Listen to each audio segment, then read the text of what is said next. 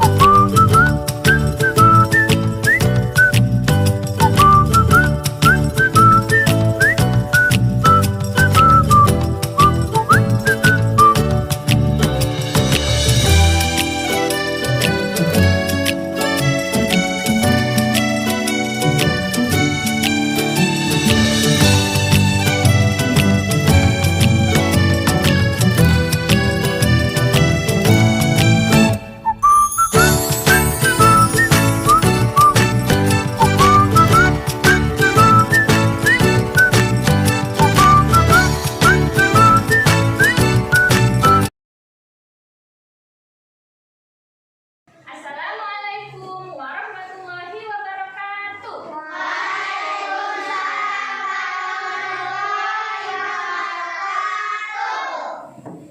Selamat pagi anak-anak. Pagi, Bu. Nah, bagaimana kabarnya hari ini?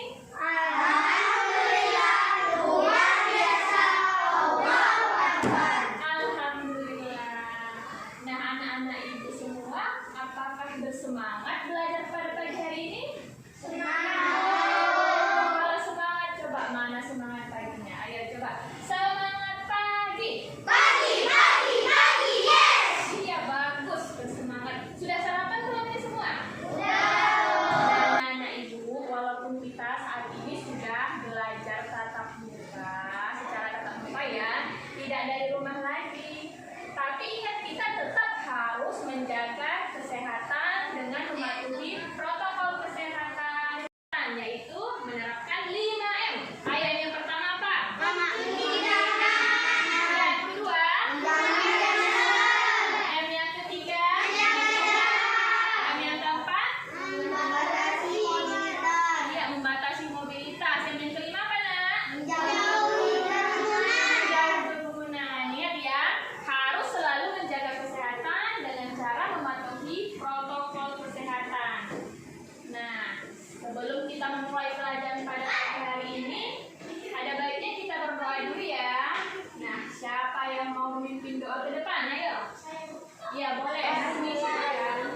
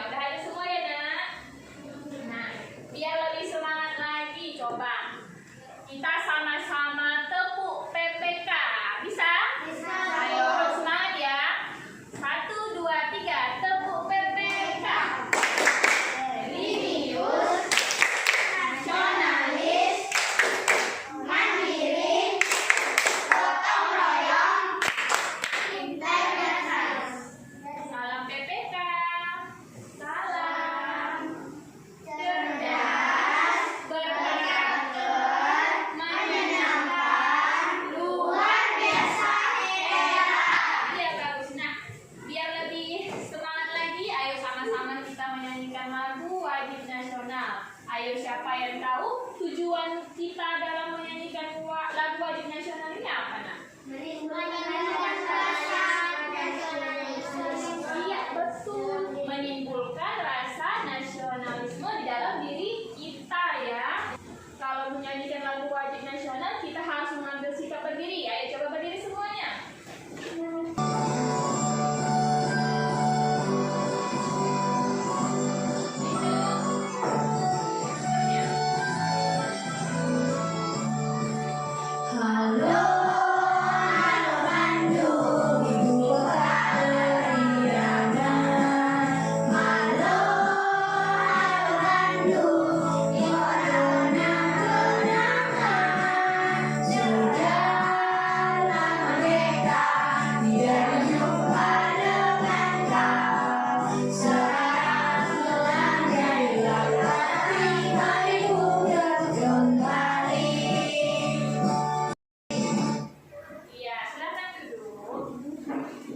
Nah, tadi tujuan kita menyanyikan lagu wajib nasional ini ialah untuk menimbulkan rasa nasionalisme dan patriotisme di dalam diri kita.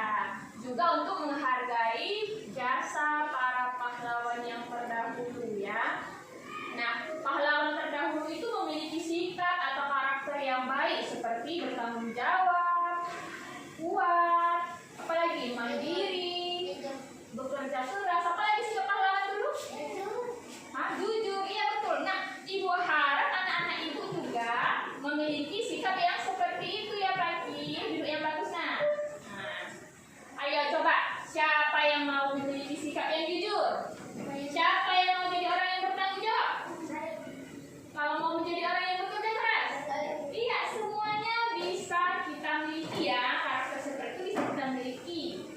Contohnya saja pada saat pembelajaran, kita harus jujur dalam mengerjakan soal, tidak boleh mencontek. Kita harus percaya diri dalam mengajukan atau menjawab pertanyaan ya. Bisa, Nak? Bisa. Ayo semuanya pembelajaran. Maka dari itu, ayo siapkan alat tulisnya, keluarkan bukunya, keluarkan pulpennya. Siapkan di atas meja semua.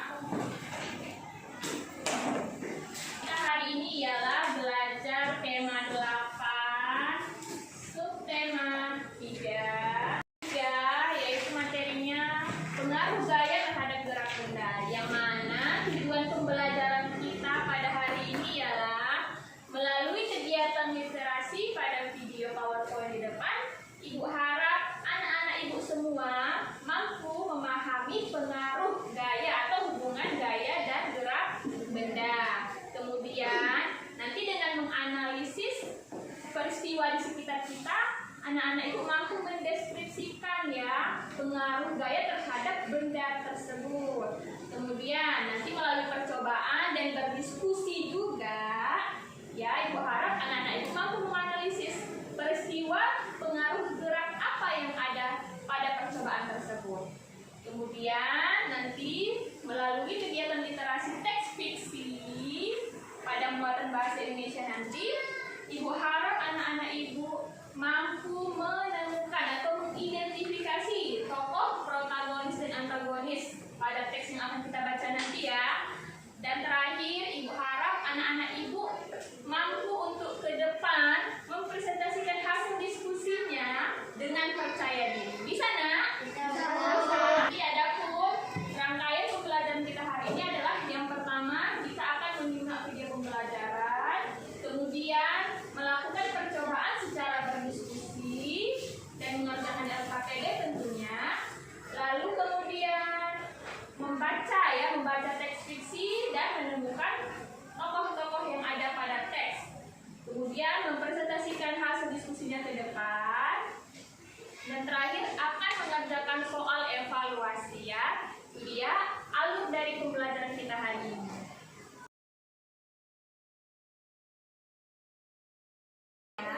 Gaya adalah tarikan atau dorongan terhadap suatu benda.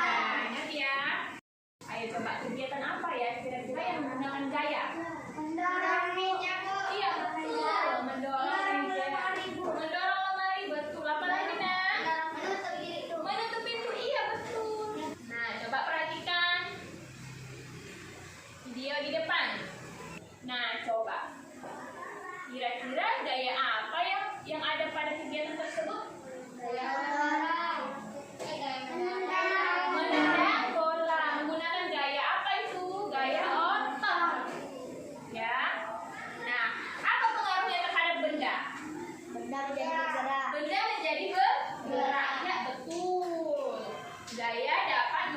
benda gerak menjadi benda diam menjadi bergerak.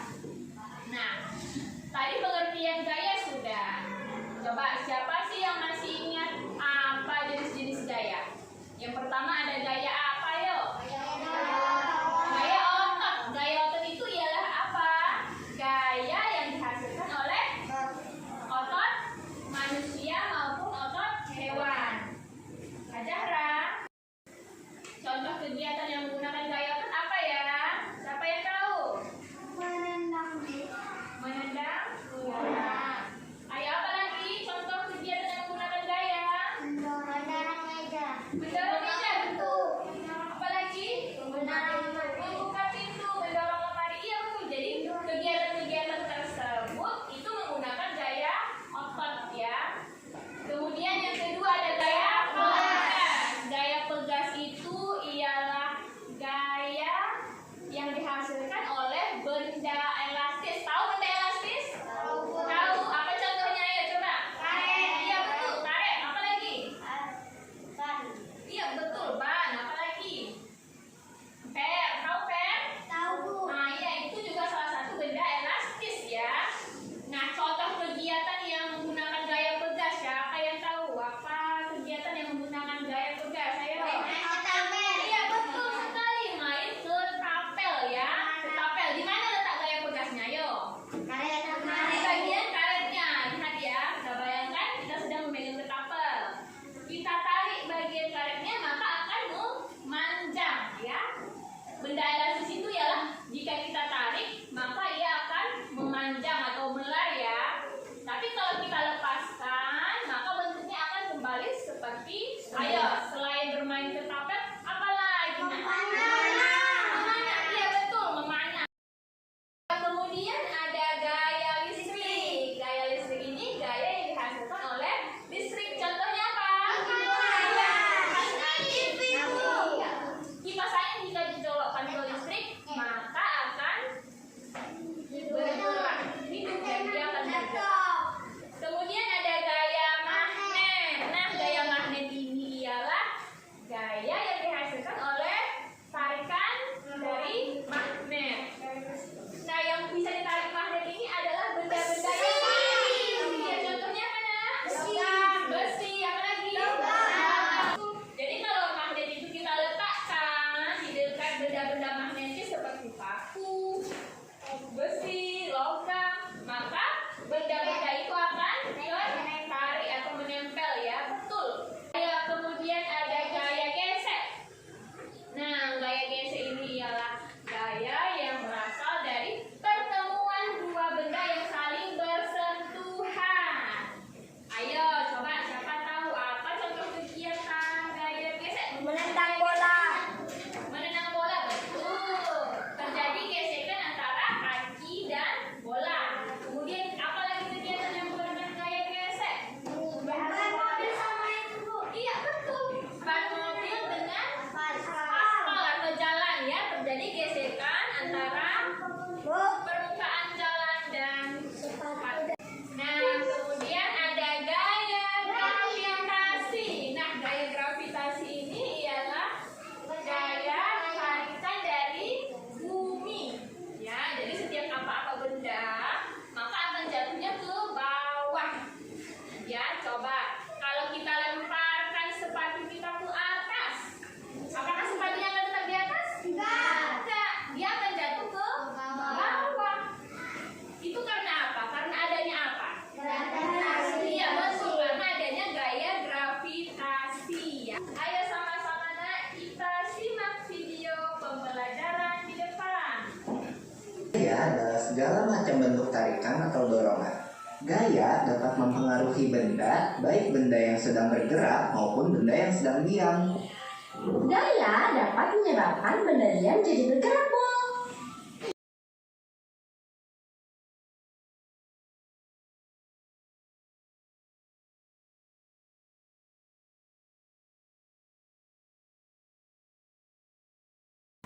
Nah, itu dia tadi video pembelajarannya.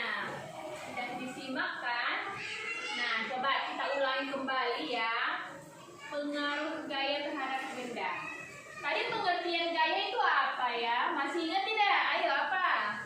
Gaya adalah tarikan atau Perubahan pada suatu benda. bagaimana pengaruh gaya terhadap gerak benda tersebut ya? Yang pertama ialah gaya dapat membuat benda diam menjadi bergerak. Nah, contohnya itu apa ya? Apa ya yang benda diam itu bisa menjadi bergerak? Ayo, kegiatannya apa? Menendang bola. Menendang bola, iya betul. Menendang bola. Pertama bolanya tadi diam di satu titik. Tiba-tiba diberikan gaya berupa tendangan. Bolanya bergerak atau tidak, Nak? Bergerak. Kemudian ada gaya dapat mengubah arah benda. Gaya dapat mengubah arah benda. Ayo, siapa yang tahu contoh kegiatan apa yang menunjukkan bahwa gaya itu dapat mengubah arah benda? Ayo. Bermain raket, betul. Bermain badminton misalnya, bolanya melayang ke arahnya. Tiba-tiba pemain yang ini menangkisnya. Berubah arah atau tidak bolanya, Nak? Berubah. Diberikannya gaya berupa tangkisan. Maka arah bolanya yang seharusnya tadi menuju ke dia, setelah diberikan gaya berupa tangkisan, maka bola itu akan berubah arah ke depan, ya kan? Kemudian ada gaya dapat mengubah kecepatan gerak benda. Nah, gaya dapat membuat benda bergerak menjadi diam. Tadi ada benda diam menjadi bergerak. Sekarang kebalikannya, benda bergerak menjadi diam. Contohnya apa? Kira-kira? Menangkap bola, betul. Atau si Aditya menendang bola. Tiba-tiba si Ibnu diinjaknya bola yang menggelinding yang ditendang si Aditya tadi. Bolanya menjadi diam atau tidak? Iya. Karena apa bisa diam, Nak? Karena diinjak. Diberikan gaya berupa injakan. Injakan itu gaya apa? Menggunakan gaya apa? Iya, betul, gaya otot. Nah, yang terakhir ada gaya dapat mengubah bentuk benda. Nah, ini contohnya. Ini kertas. Bentuknya apa ini? Bentuk kertasnya persegi panjang. Awalnya bentuknya persegi panjang. Nah, setelah diberikan gaya berupa tekanan atau remasan kepada kertas ini, maka kertasnya berbentuk bulat, tidak beraturan lagi. Itulah hal yang menunjukkan bahwa gaya dapat mengubah bentuk benda. Tadi awalnya kertasnya bentuknya apa, Nak? Persegi panjang. Diberikan tekanan, gaya berupa tekanan atau remasan, berubah bentuknya menjadi bulat, ya. Nah, sekarang kita akan melakukan percobaan pukul tutup botol untuk melihat pengaruh gaya terhadap benda. Nah, langkah-langkahnya yang pertama ialah siapkan selembar kertas karton putih yang sudah Ibu suruh.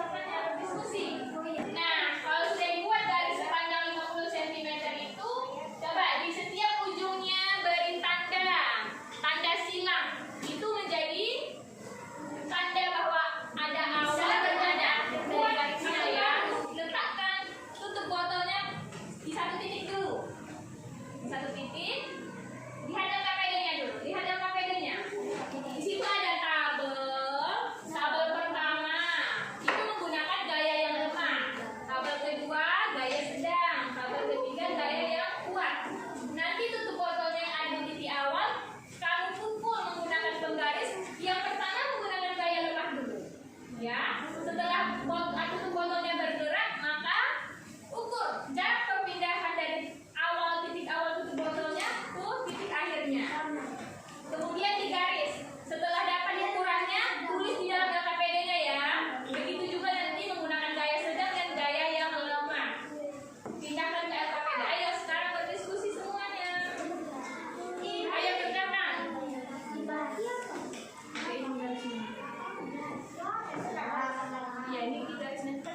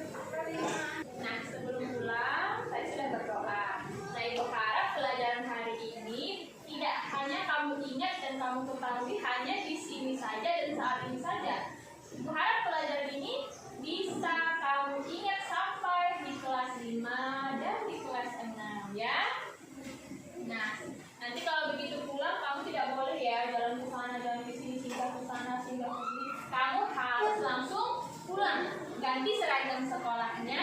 Kemudian kerjakan apa, Nak?